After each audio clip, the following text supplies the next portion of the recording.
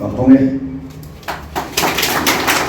Họ chọn thiếu rau quý đặc biệt tí saka căn lô lệ anh ấy. Miệt túy thật chung tu tất chuan lim tất nhiên atan tập trung in bộ chi phải sửa quý mà xí la. Abu phật tất nhiên lim tất nhiên alo hồ lệ ang rau quý tất nhiên alo par chua ka. Kan Synod Department lian tất cả lô này sầu thấy ta. I không ai nak don zong sama hian lom thu kan khila che olal pa heng zong po hi kan tan thil ro pui tak min thok sakani ti kan khia I không ai na wang liao heng kheng thei kan ni ti kan in khia I không ai na lom thu kan khila che Synod Bookroom hi kan khiat angin Wales Missionin in masak Paul ani mun khiat lo tak mai landmark puimo ani chuan chuanin arua man tu te poin ulu takin an arua manani omzene taka til arua man vekani ti ria anga sakna achan chin tang pui kan kan arua man siama Synod Bookroom headquarters in sakta chin pakat na Synod Bookroom in thar satura in arua man ta kumsang ni som pali April ni som pers kumbot executive committee thu chuan Synod Bookroom dor le room sei that tu da tia bota thena bot chuan a in din mon chu mi thiam en diktir phot tha ti a BEC bo zai turina da a engineer ten khol manga an en fia chuan le kaburi pui da na ne in chu a him tok lovin an ria a sum tam tham deu tak se ga chei le ti chak angai don awangin BEC chuan chei that ai chuan sak that dan kong zon mai chu tha ti in bota then a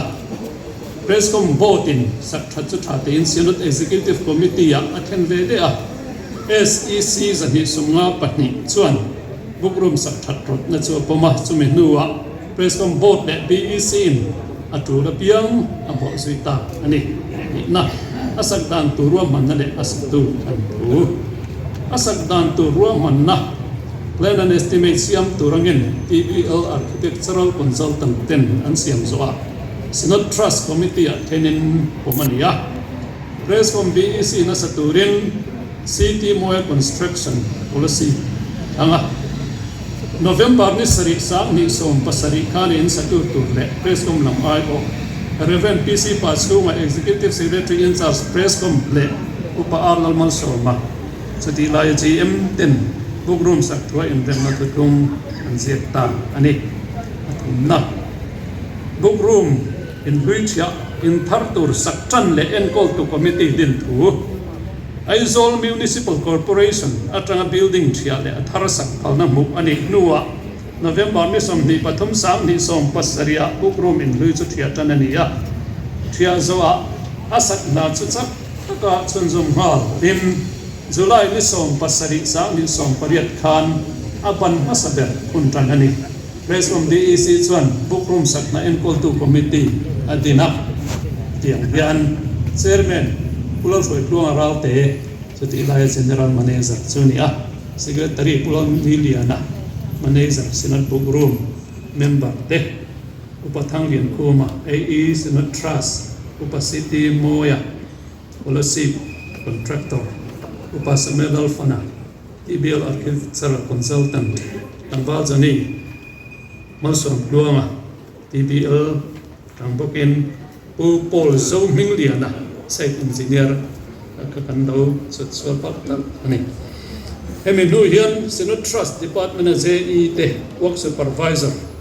le as me ni kwa sang ni som pariat le voin in kara e committee ke voice tanga anthu alina inom dana zau zong le sak na sen so Synod Bookroom building thari me zo pa chira chhong ania apum kui chwa zau zong so sq.ft sing ni sam sari zaruk somriat ani adung seilai per hifit za som ni pathum ania avang kirlai ber fit som sari pasari ani thong anoi ber basement ayan bookroom dor tu te lir thei da na tu square feet sang ni sa sari som ti zau oma motor te pariat le lir thei ke ni nei som ni palia da thei generator da ani boka bok pum pui an thang lam kong pui an chu Synod Bookroom headquarters door ania sq.ft sang thum za seria zawani ania India ramale khabud door dian pol ani phatia dinarin om showroom chakla ma hian stock room sq.ft zaruk sumni zaw door chung chia le chu mi chung le chu bookroom door bungro da kol na ania sq.ft sangli za hi som ni pali azaw ve ni na pani lian motor lian pur som ni pani vel da kol thei turangai ani stock room nuai zo ka hian stock supervisor le stock lam boi pui tu te office ana bok stock room chung chu Prescom General Administration Office le Synod Bookroom Office ani tu na kan for in office ayan General Manager Bookroom Manager le sum le pai khoi tu te chu pin dan rang nen ma bak zong chu open office system ase mani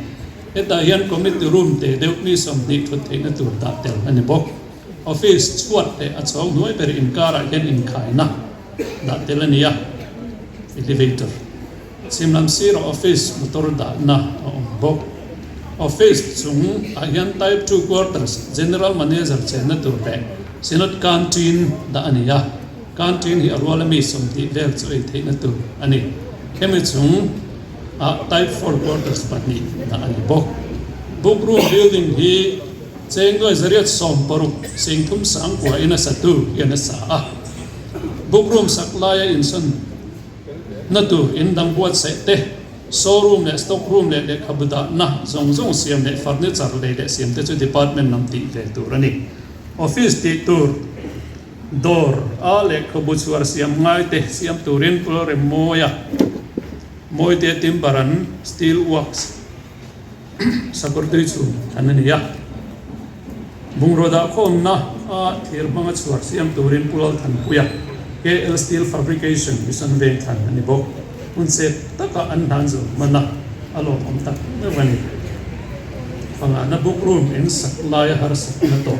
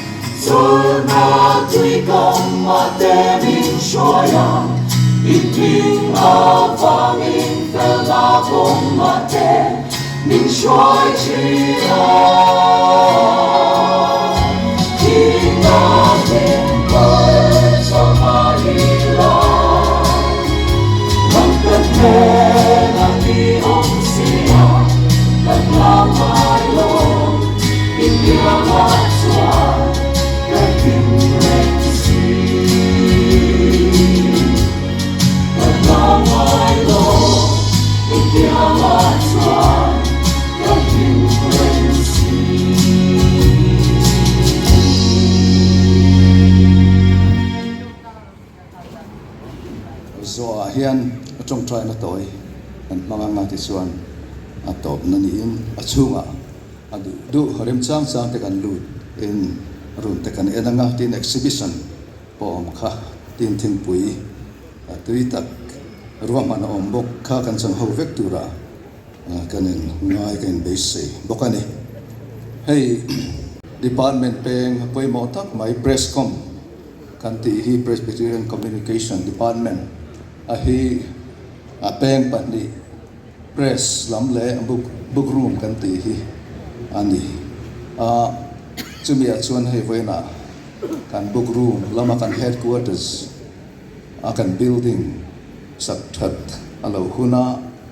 alo ngai ta tuna hian building that mai kan lo nei thei ta hi lomam le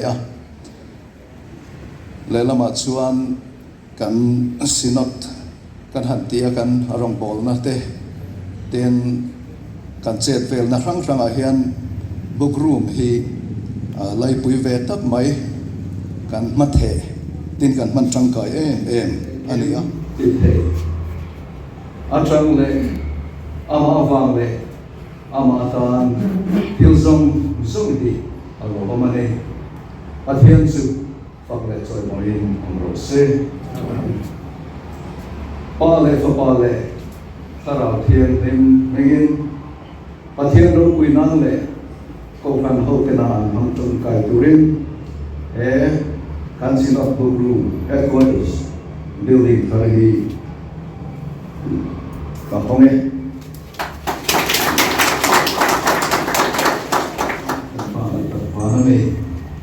nang ni ko kan ho te min suai na le min ong pui na le min ti sakna te mau min som sakna zong suma voi na hian thari long tu le se ani in hei voi na hian Synod Bookroom headquarters building targong tak mai sakna hei tak chung kan ho su hon thei le man thei along ta hi I khoi na awang ni ti kan kia ine along tu kan se lalpa he building man thei tu na along na tu na riu le ha le zum sen tu zum te sum le pai se na ngai tu na fin na tho khom tu zum te bang pai long tu kan se lalpa he mun hi nang ni khana wen chen silin ong pui zela atok tu le ko ti sakla chan pui la mun hi Synodina Bookroom mga rong kan bo na itu pedal na le isan sin cha along del zazel na man ruwa alonia nama binte aloro puya irama lo zazel na man ruwa ni te tuin ikhomai na ta kan ne Ewaina along na zong te ko hi ikhomai min seula ishanai min sila ahon nuwa kun kan mang zu zong tu te ko ithara bin kai huain kan tia pianga nang lo perla ming lo piro se ki kan pa Yesu Krista ngin kan dile amen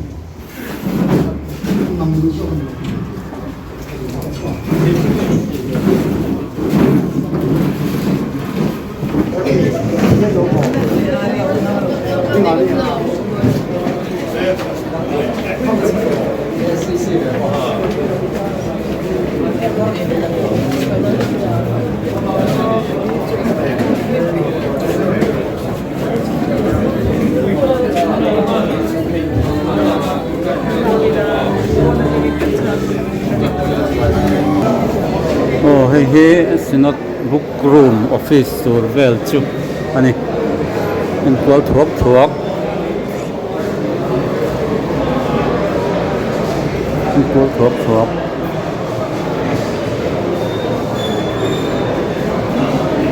hong zo chia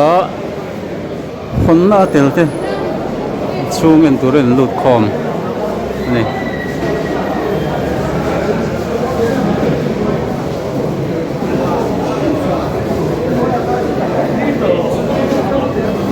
exhibition te ahan detail boka so chon to mek ne he on to thai ve mo thai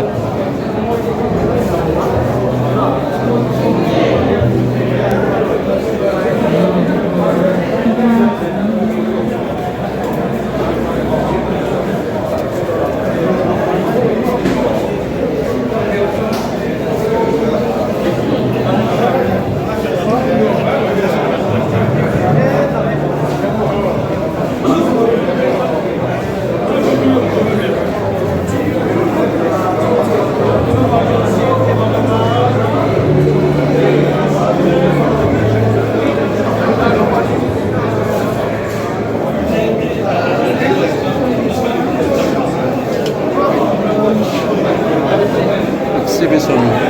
thalak thon tara en lam ani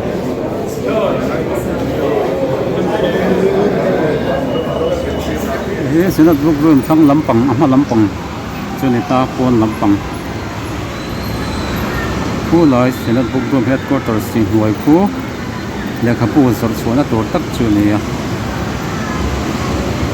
chuan a chung hemi rong uk bang uk ho hi chhawng hi ni a hi stock room ve ve ani a chuan a chung le stock room pani chung che hi office sang ani a tin a chung le hi quarters ani a quarters pani om do na tin canteen te om do na tin a chung ber hi quarters ho ani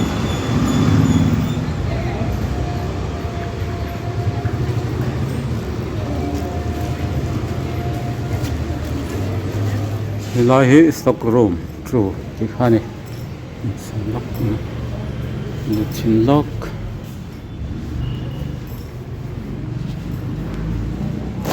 le khabuda na tur chua sang oma le khabu ada tham thei fia wang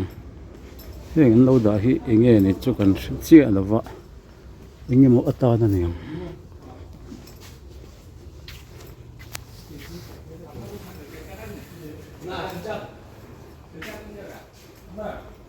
hi chu third floor an to he lampang hi washroom in thiarna zunram thiarna ani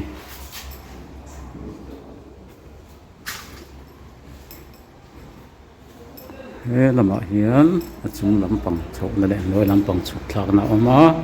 lai hian lift awm bawk ani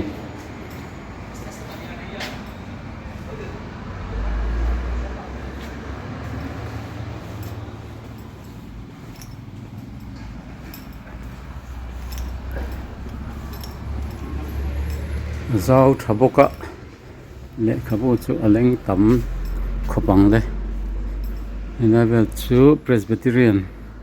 English School uniform te ni lama uniform ani lam don hi lai hi Synod Bookroom ti hian le khabu chawan zual lova school uniform Synod nuai school sang te uniform te exercise boot te zuar tel thin ani